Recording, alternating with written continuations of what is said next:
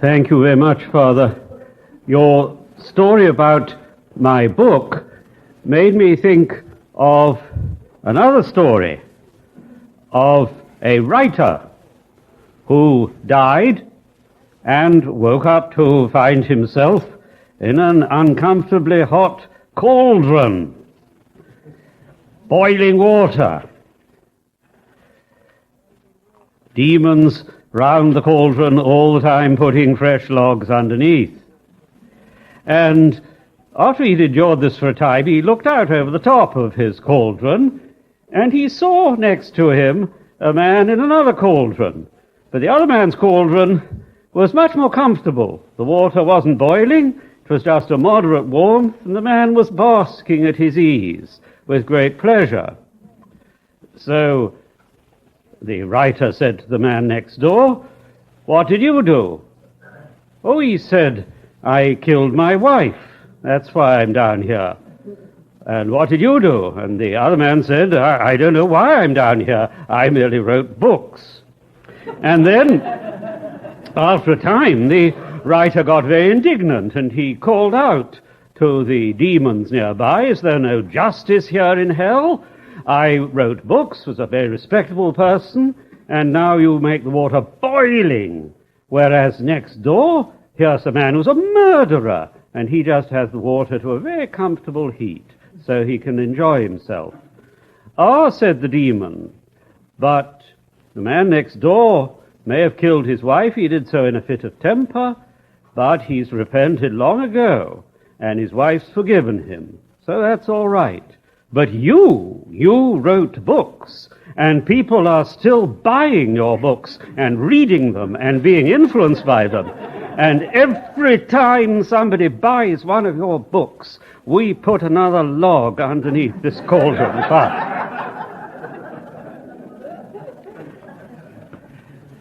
So people who write books may be responsible for more than they intended.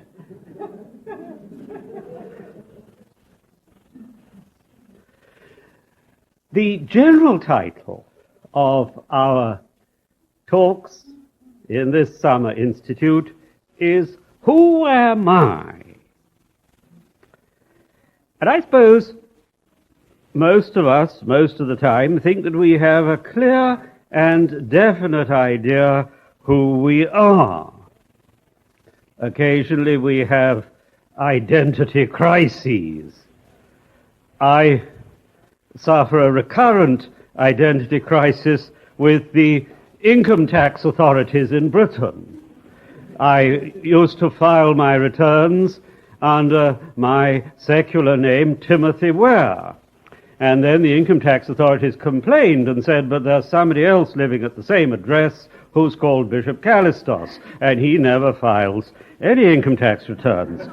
So then I changed and began filing my returns under the name Bishop Kallistos.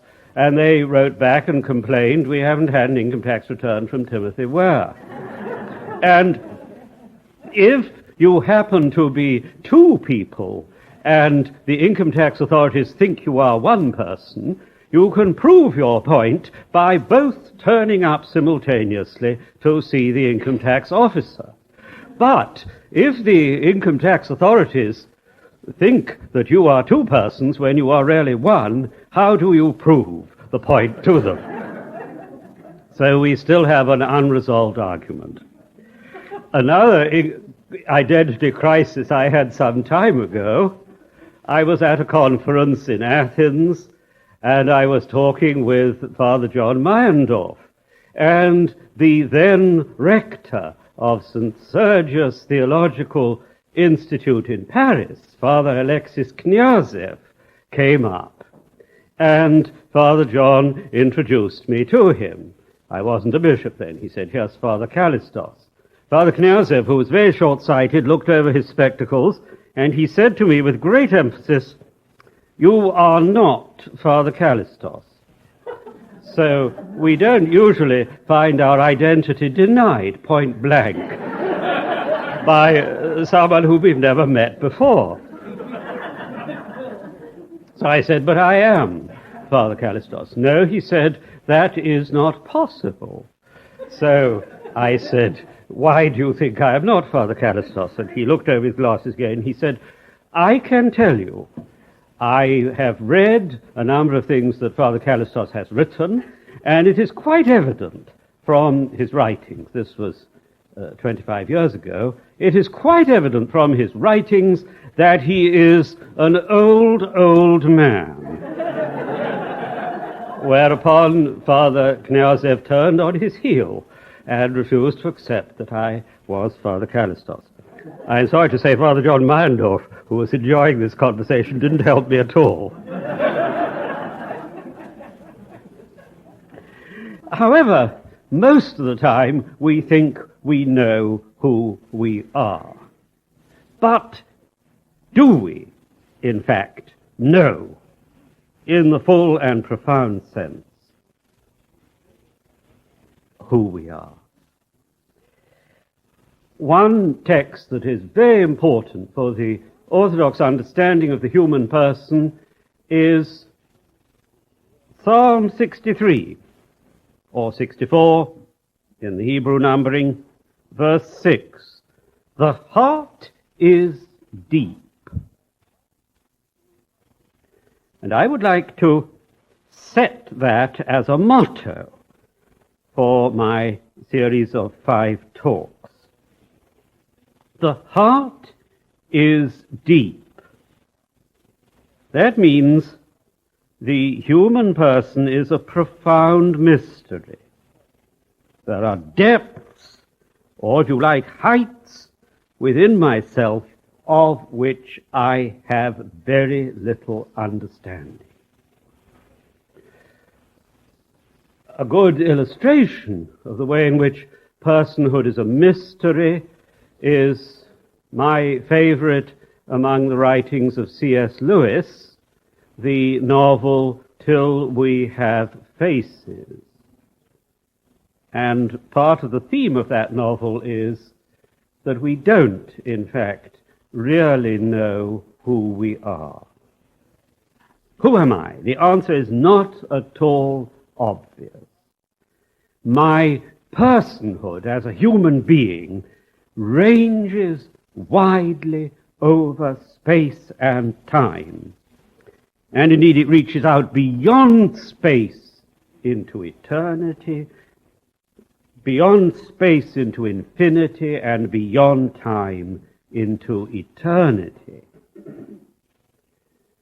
Our human personhood is created, but it transcends the created order.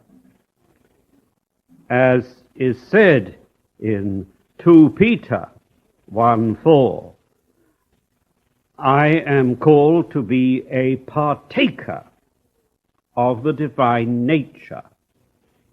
I am called to share, that is to say, in the uncreated energies of the living God. Our human vocation is theosis, deification, divinization. As St. Basil the Great says, the human being is a creature that is called to become God. This morning, Dr. Dalek reminded us of the story of the fall at the beginning of Genesis, of the promise of the serpent who says to Eve, "You shall be as gods." The irony behind that story is that this was exactly the divine intention, that humans should become God. But the fall consisted in the fact that Adam and Eve grasped with self-will that which God, in his own time and way, would have conferred upon them as a gift. So we are to see that the limits of our personhood are very wide-ranging indeed. And I think we should adopt a dynamic view of what it is to be a person. We shouldn't think that our personhood is something fixed. To be a person is to grow, to be on a journey. And this journey is a journey that has no limits, that stretches out forever, that goes on even in heaven. Some people have an idea of heaven as a place where you do nothing in particular. But surely that is deceptive. Surely heaven means that we continue to advance by God's mercy from glory to glory. Heaven, if you like, is an end without end. Saint Irenaeus remarks, even in the age to come, God will always have new things to teach us, and we shall always have new things to learn. So, even in heaven, we shall never be in a position to say to God, you are repeating yourself. We have heard it all before. On the contrary, heaven means continuing wonder and unending discovery. To quote J.R.R. Tolkien in The Hobbit, roads go ever, ever on. Now there is a specific reason for this mysterious and indefinable character of human personhood. And this reason is given to us by St. Gregory of Nyssa, writing in the 4th century. God, says he, is a mystery beyond all understanding. We humans are formed in God's image. The image should reproduce the characteristics of the archetype, of the original. So, if God is beyond understanding, then the human person formed in God's image is likewise beyond understanding. Precisely because God is a mystery, I too am a mystery. Now, in mentioning the image, we've come to the most important factor in our humanness. And this was something that Dr. Dalek also spoke about this morning. Who am I? As a human person, I am formed in the image of God. That is the most important and basic fact about my personhood. We are God's living icons. Each of us is a created expression of God's infinite and uncreated self-expression. So this means it's impossible to understand the human person apart from God. Humans cut off from God are no longer authentically human, they are subhuman. If we lose our sense of the divine, we lose equally our sense of the human. And that we can see very clearly from the story of, for example, Soviet communism in the 70 years that followed the revolution in 1917. Soviet communism sought to establish a society where the existence of God would be denied and the worship of God would be suppressed and eliminated. At the same time, Soviet communism showed an appalling disregard for the dignity of the human person. And I think those two things go together. Whoever affirms the human also affirms God. Whoever denies God also denies the human person. The human being cannot be properly understood except with reference to the divine. The human being is not autonomous, not self-contained. I do not contain my meaning within myself. As a person in God's image, I point always beyond myself to the divine realm. I remember in my student years in Oxford, there came Archimandrite Sophrony, the disciple of Saint Silvan of Mount Athos. And he gave a talk on orthodoxy, and there was a discussion afterwards. Towards the end, the chairman said, "We have time for just one more question." That's always dangerous, because then somebody will get up and ask an unanswerable question. I always dread the last question. And so it happened at this meeting, somebody got up at the back of the audience and said, "Father Sophrony, please tell us, what is God?" And Father Sophrony answered very briefly, "You tell me, what is man?" God and the human person are two mysteries that are interconnected, and neither can be understood apart from the other. So, in the image of God means there's a vertical reference in our personhood. We can only be understood in terms of our link with the divine. But then let's think of another point.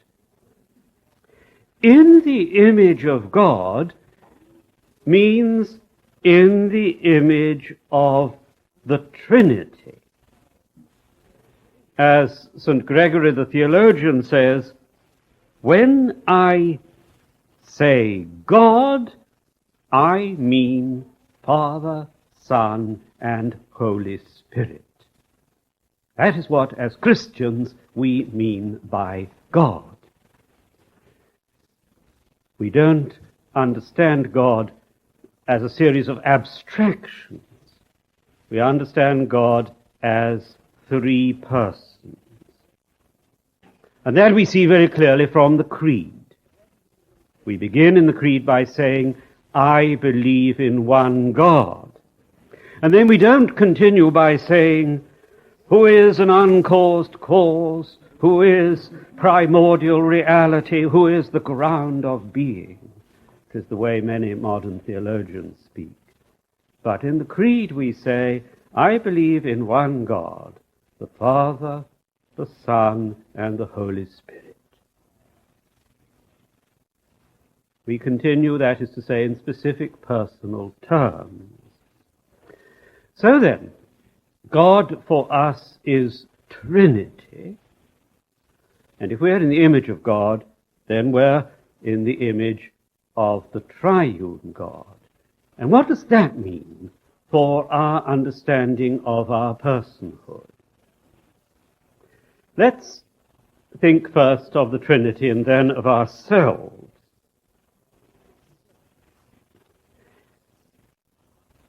God is love. 1 John 4:8. And St. John in the same chapter says a little later on, 1 John 4:18, there is no fear in love, but perfect love casts out fear. In true love there is no exclusiveness, no jealousy.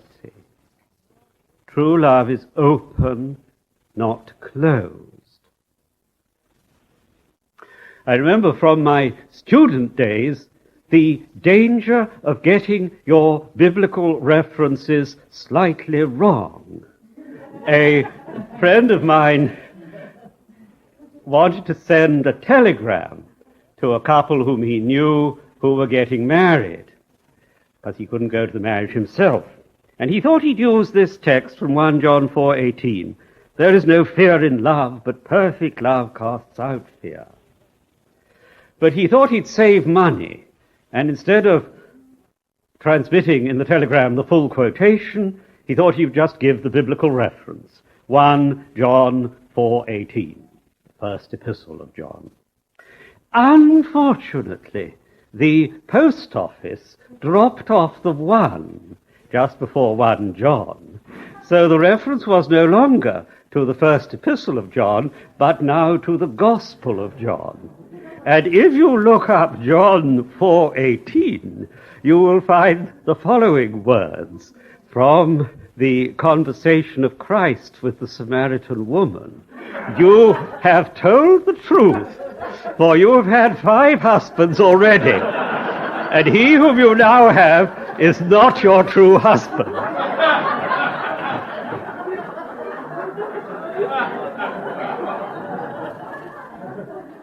That required some explanation as a marriage greeting.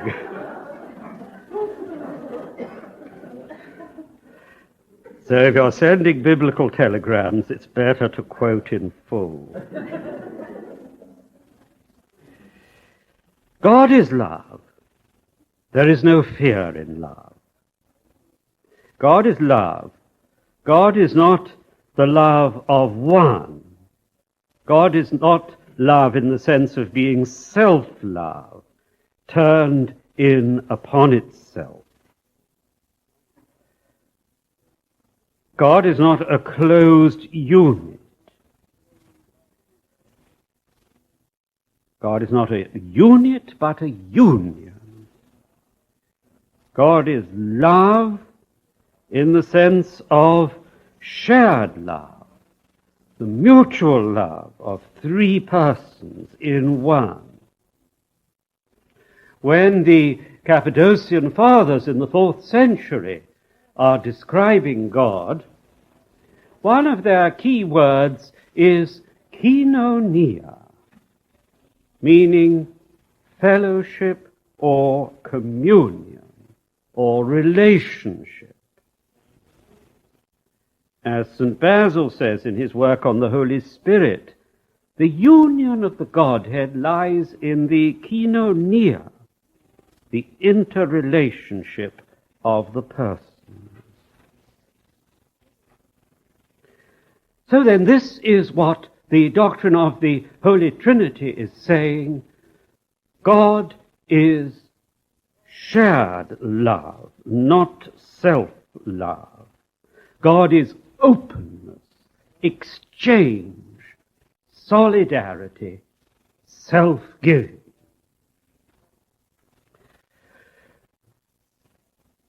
Now, we are to apply all this to human persons made in the image of God. God is love, says St. John. And that great English prophet of the 18th century, William Blake, says, man is love. God is love. Not self-love, but mutual love. And the same is true then of the human person. God is koinonia, relationship, communion. So also is the human person in the Trinitarian image. God is openness, exchange, solidarity, self-giving. The same is true of the human person when living in a Trinitarian mode according to the image.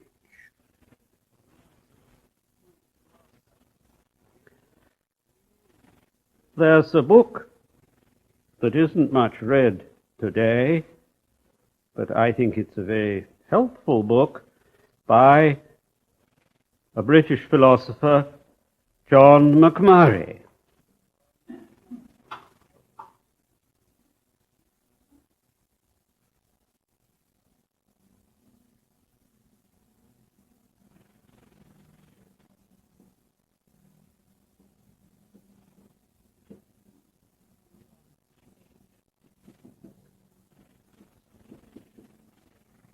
John McMurray, Persons in Relationship, published around 1952. And the theme of this book is exactly the theme that I've just been outlining. McMurray insists that relationship is constitutive of personhood. He argues that there is no true person unless there are at least two persons communicating with each other. In other words, I need you in order to be myself. McMurray doesn't in fact relate this to the doctrine of the Trinity, which he could have done, and I think that would have strengthened his argument.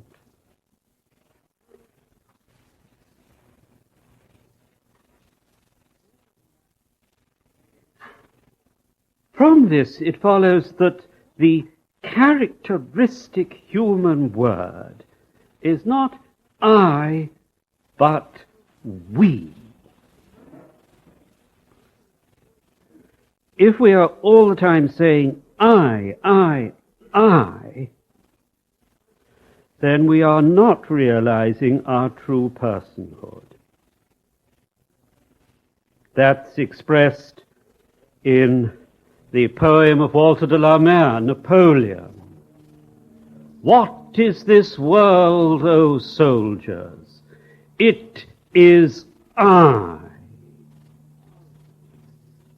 This winter snow through which we go, this leaden sky, soldiers, this wilderness is I.